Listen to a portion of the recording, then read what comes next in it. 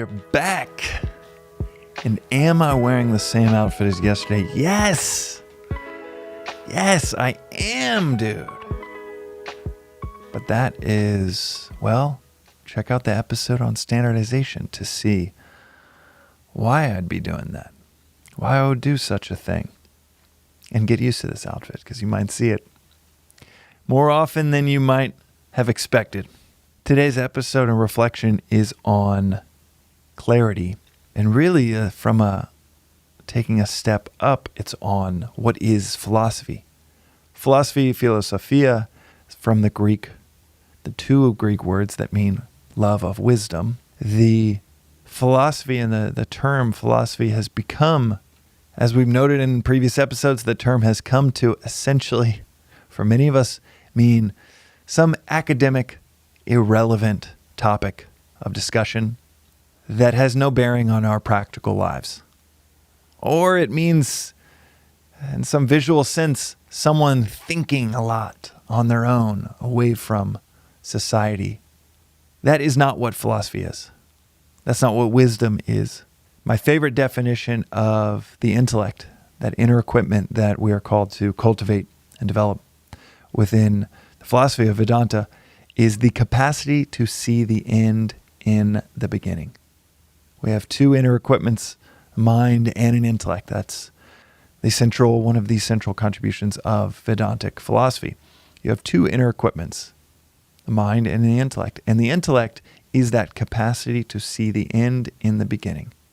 Aristotle famously said, the most important thing we do is cultivate our character each day. But how many of us dedicate an hour a day to what he felt was the most important thing we do? 30 minutes, 10 minutes, 5 minutes a week to deliberately sit down, reflect, and cultivate our character.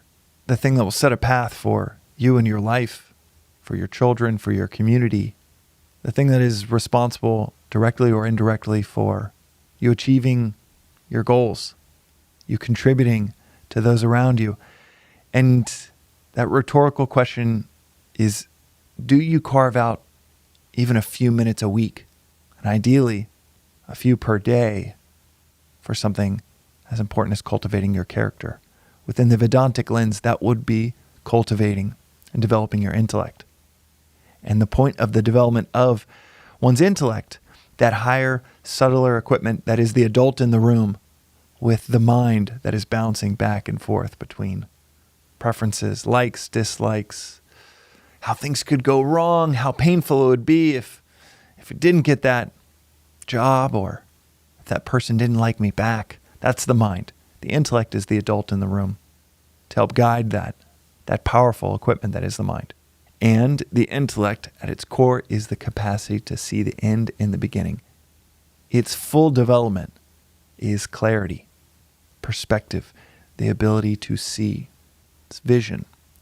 And when it comes to what is philosophy, philosophy is not highfalutin language that might impress someone over a cocktail conversation.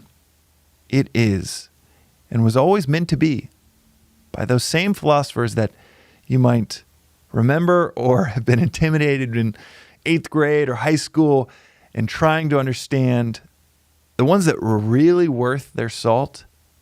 They cared about the clarity and practical applications of philosophy. They did not care about the modern friend that you might have that loves philosophy but really just loves memorizing historical figures and vague concepts. The really deep philosophers throughout history, they cared about cultivating clarity and how to view the world around us.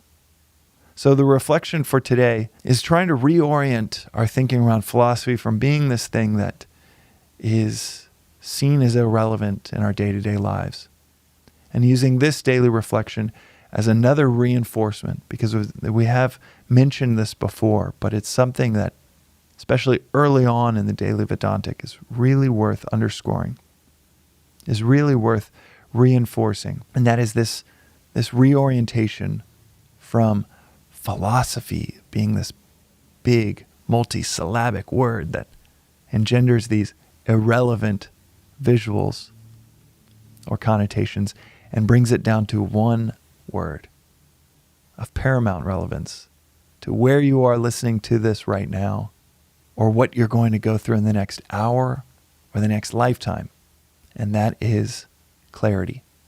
Philosophy is clarity.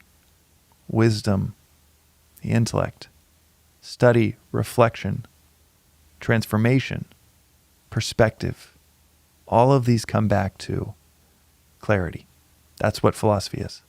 Cultivating clarity in our lives. That's today's reflection on the Daily Vedantic. We'll see you next time. Thanks for listening to the Daily Vedantic. This reflection is part of a free repeating 2-year course in Advaita Vedanta.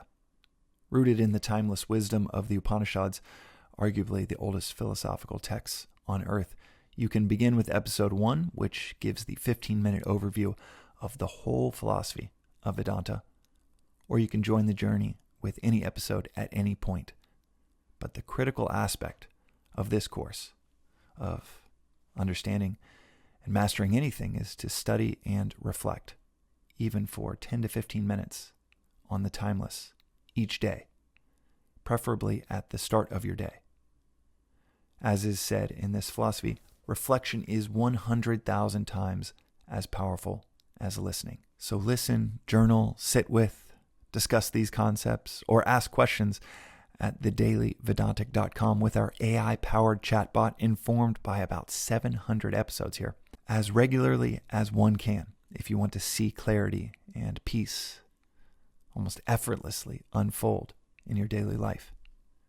And if it doesn't result in a near immediate increase in clarity and peace, then toss aside and feel free to never listen again. One of the things that you might notice is after 7 or 8 days in a row, this doesn't feel like a discipline. This feels like a visit with a best friend to dive into the timeless with daily reflection. Within a few days, it becomes one of your favorite parts of the day. You can also find out more, including news about in-person events in Los Angeles and beyond, at the Daily Vedantic on Instagram, or through our weekly newsletter at thedailyvedantic.com. Additionally, check out the links in our show notes for more resources like the books that are mentioned most frequently in the episodes, including Vedanta Treatise, perhaps the simplest and most straightforward read on this philosophy I've ever come across. Until next time, and from the entire team that works on the Daily Vedantic project, thanks for listening.